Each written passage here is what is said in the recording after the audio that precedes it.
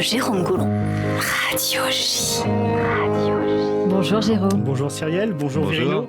C'est le moment de la chronique émotion. On va s'intéresser à vos goûts personnels et aux artistes qui vous font vibrer. Vous qui donnez de l'émotion aux autres par le rire, qu'est-ce qui vous donne de l'émotion à vous quand vous n'êtes pas sur scène ? Eh bien, on va le découvrir tout de suite. On commence en musique avec les Beatles, puisque votre album préféré, Verino, et celui que vous avez le plus écouté, c'est Abbey Road. On écoute un extrait. On peut entendre la chanson Something. Alors Abbey Road, c'est le 11e et dernier album enregistré par les Beatles. Il est sorti en septembre 1969 et c'est le plus gros succès du groupe. La pochette de l'album, avec les 4 Beatles traversant la rue sur un passage piéton, est l'une des plus célèbres de l'histoire de la musique. Alors malgré son succès, cet album, il a une histoire un petit peu particulière, parce que malgré il a été marqué par de grosses tensions entre les membres des Beatles. Pour vous situer l'ambiance, nous sommes le 9 juillet 1969. John Lennon arrive aux sessions d'enregistrement avec 9 jours de retard. Encore un. Vous voyez, ça fait un point commun. Vous avez de la marge. Donc il est avec sa nouvelle femme Yoko Ono et l'omniprésence de cette dernière agace le groupe. Et on peut le comprendre, rendez-vous compte. John Lennon, il fait carrément installer un lit pour Yoko Ono dans un coin du studio. Et il va même jusqu'à installer un micro au-dessus du lit de Yoko Ono pour qu'il puisse entendre sa femme dans le casque quand il travaille. C'est véridique. C'est comme si vous, Verino, vous installiez un lit de camp pour votre femme et vos 3 enfants dans un coin de la scène. Je suis pas sûr que vos régisseurs apprécieraient. Bref, ça a le don donc d'agacer fortement les autres membres des Beatles et le personnel du studio. La situation est parfois explosive et puis un jour, durant un mixage, alors que les Beatles sont dans la salle de contrôle, George Harrison voit par la baie vitrée Yoko Ono se lever du lit, se diriger vers son ampli et se servir au grand malheur dans le paquet de biscuits qu'il avait posé sur son ampli. George Harrison s'écrie alors « Oh the bitch !» La salope, pardonnez-moi, auditeur de Radio J. Ça rend John Lennon fou furieux. Le ton monte, les Beatles en arrivent presque aux mains. Wow. On le voit, ils ne peuvent plus se supporter. Ils décident toutefois, pour le bien de l'album, de faire une petite trêve. Ils s'arrangent malgré tout pour ne se retrouver tous les 4 ensemble que rarement dans la même pièce. Quand c'est vraiment utile, on le voit, la belle harmonie musicale de l'album ne reflétait pas du tout l'ambiance entre les Beatles. Ils se sont d'ailleurs séparés le dernier jour de l'enregistrement. C'est fou. Bah oui, c'est une histoire incroyable que très peu de monde connaissait. Verino, vous si vous n'aviez pas le choix, est-ce que vous pourriez travailler avec des gens voilà, c'est ça, des gens que vous ne supportez plus? Bon, on a la réponse. Non, mais moi jamais de la vie, jamais de la vie. Hein. Moi, mon objectif, c'est d'être heureux. Ça, c'est la base, tu vois. Donc mon objectif, c'est ça. Si ce métier me rend malade, si je travaille avec des gens que j'aime pas, je modifierai ma manière de faire. Mais hors de question, je supporterai pas ça. Mais je suis pas les Beatles. je suis tout seul depuis le début et donc je risque pas de... On a vu d'ailleurs plusieurs duos dans l'humour se séparer pour ce type de raison, Jérôme. Alors on continue avec un autre artiste que vous aimez, Verino. Alors j'aurais pu parler d'Apache qui rythme vos spectacles, mais on va s'intéresser à un autre musicien que vous admirez. Il est français, il s'appelle Marek Knapp. Désolé, je ne sais pas si je prononce bien. Et on écoute un extrait. Alors c'est le titre Pardonnez-nous de vivre, présent sur l'album des Hommes, sorti en mai 2020. Un album électro et puis très sombre, il n'y a qu'à voir les titres des morceaux. Pardonnez-nous de vivre, La mort dans l'âme, Un long silence, Personne n'a le droit de juger nos remords, À huis clos, Ne bougez pas, Rien n'a changé, La négociation sans fin. On le voit, cet album ne respire pas vraiment la joie de vivre. Les auditeurs de Radio J doivent être en train de se dire « Mais Verino, qu'est-ce que c'est que cet humoriste déprimé ?»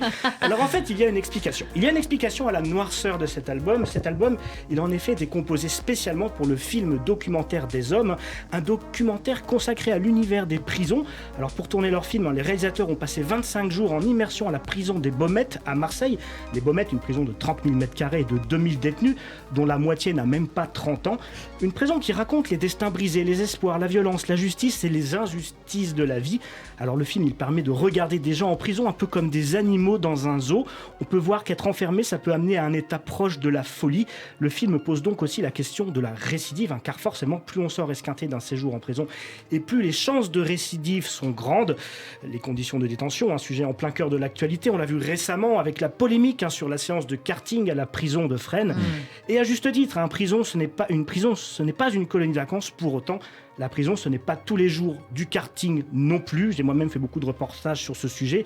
Et il y a un vrai problème de surpopulation carcérale en France et des conditions de détention parfois inhumaines qui favorisent la récidive. C'est un vrai sujet. Alors Verino, puisqu'on parle de l'album des hommes qui figure dans votre playlist, est-ce que le problème dans les prisons, c'est un sujet qui vous touche ou alors vous n'étiez pas au courant que cet album était sur les prisons? Je ne savais pas que cet album était sur les prisons, mais je partage assez votre avis. Moi, je trouve que cette polémique sur le karting, évidemment, je comprends que ça ne doit pas être une colo, mais en vrai, on a aussi des gens qui sont dans une détresse totale, quoi. Alors, ils ont fait des erreurs, etc. Ils sont en train de les payer, mais on n'est peut-être pas obligé d'humilier les gens sans arrêt. Je crois qu'au contraire, tendre la main et pédagogiquement faire en sorte de faire avancer le monde, c'est pas mal aussi, quoi. Oui, il y a une polémique aussi sur ça, Jérôme, il me semble, avec un jeune homme qui est passé sur Touche pas à mon poste, qui justement avait fait une sorte d'amusement dans une prison, celle de Fresnes précisément. Oui, il avait organisé, il voulait organiser un événement, je ne sais plus lequel.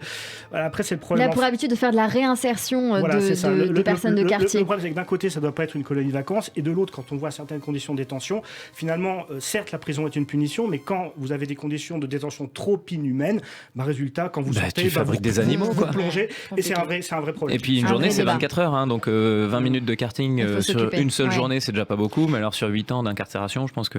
On est d'accord. On quitte la musique et on poursuit avec de la littérature, car Verino est un grand lecteur, Jérôme. Oui, Cyrielle. Alors Verino, vous avez une particularité, celle de lire beaucoup de livres, mais celle aussi, ça fera plaisir aux auteurs, de ne pas toujours savoir quel livre vous êtes en train de lire.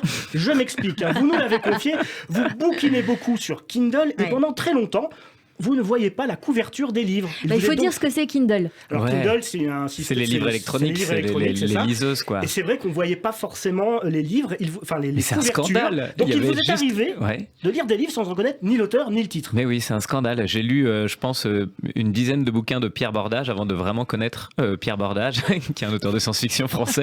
Je me disais, j'aime vraiment bien. Et à chaque fois, j'oubliais son nom. Mais tu sais, c'est bête. Mais quand tu as un bouquin, effectivement, tu as la couverture sans arrêt. Là, sur Kindle, il n'y avait pas.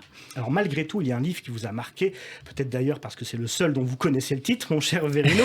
Il s'agit d'Anéantir, le dernier roman de Michel Houellebecq, sorti cette année chez Flammarion. Michel Houellebecq, un auteur qui vous parle puisque vous déclarez à son sujet « J'aime bien Houellebecq, il me fait voyager dans des sentiments qui ne sont pas les miens ». Alors pour rappel rapidement, Anéantir, l'intrigue se déroule en 2026, quelques mois avant le début de l'élection présidentielle. Le personnage principal, Paul Raison, travaille au cabinet du ministère des Finances, Bruno Juge, inspiré dans la réalité de Bruno Le Maire. Le climat politique est marqué par des attentats terroristes. Bref, c'est un roman de politique fiction inspiré de personnages réels, et puis un roman, comme d'habitude avec Houellebecq, il a suscité des réactions très diverses. Mediapart parle d'une écriture en fin de vie et d'un écrivain qui radote. Europe 1, en revanche, vante un roman pas si pessimiste qu'il en a l'air, où les personnages sont en quête de bonté et d'amour. Marianne, de son côté, félicite un roman profond sur la maladie, la souffrance, l'agonie et la mort. Alors vous, Verino, que Houellebecq arrive à faire voyager dans des sentiments qui ne sont pas les vôtres, je vous cite, puisqu'on est dans la chronique émotion, quels sont ces sentiments qui ne sont pas les vôtres, mais qui vous fascinent? Je crois que Houellebecq, il est noir, c'est pas un mec heureux, t'as l'impression. Moi, au contraire, je suis très positif tout le temps, j'ai beaucoup de joie, énormément. En fait, je suis vraiment bêtement joyeux dans la vie. Et donc effectivement, quand je lis les romans de Houellebecq, surtout les plus noirs, ça m'amène dans des trucs que je maîtrise pas, quoi. Et donc, je crois que c'est sa noirceur, moi, qui me... Mais j'en lis pas tous les jours, quoi, parce que, si, en ce moment, mais je veux dire, je n'enchaîne pas les romans comme ça, parce que je finis par déprimer après. Pour finir, si Verino lit du Houellebecq, Jérôme, c'est aussi un grand enfant. Oui, Cyrielle, Verino, vous êtes un grand enfant, on sait en effet que vous êtes un grand amateur de Lego, et puis quand on vous demande quel est votre film préféré, vous répondez Là-haut, le long métrage d'animation de Pixar sorti en 2009, dont on peut entendre l'une des chansons. Mon grand-père, c'est le sosie. Voilà. Ah oui. Alors vous dites que ce qui vous touche dans le travail de ce studio Pixar, c'est son talent pour offrir beaucoup de degrés de lecture dans ses œuvres, au-delà de l'aspect comique, naïf et enfantin. Le film Là-haut, il vous touche tellement que vous avez déclaré pleurer à chaque fois que vous le regardez. Il faut dire que ce film est particulièrement touchant puisqu'il raconte l'histoire de Karl, un veuf octogénaire qui, au crépuscule de sa vie, empli de regrets et de remords, décide enfin de réaliser une promesse qu'il avait faite à sa femme décédée. J'aurais chialé. Aïe. Aux chutes du c'est paradis. Tellement mignon. Un film très profond, très mignon Et puis avec une morale quand même assez grave, la vie est courte, affranchissez-vous de vos craintes, de votre passé et n'attendez pas qu'il soit trop tard pour accomplir vos rêves. C'est par là que je terminerai. C'est un principe que vous avez très tôt appliqué à vous-même, Virino, alors que vous passiez votre oral de duck de sport, vous vous êtes dit, c'est pas ma voie, bon allez maintenant, il faut que j'ose. C'est vrai que si vous couriez aussi lentement que vous vous avez mis pour venir dans ce studio, on comprend que le sport, c'était pas votre truc. En tout cas, vous êtes monté à Paris. Vous êtes monté à Paris pour faire de la comédie, avec le succès que l'on connaît, puisque votre carrière est montée aussi haut que les ballons de Karl, le héros de l'heure. C'est joli comme tout. Merci beaucoup, Jérôme Goulon. Merci beaucoup.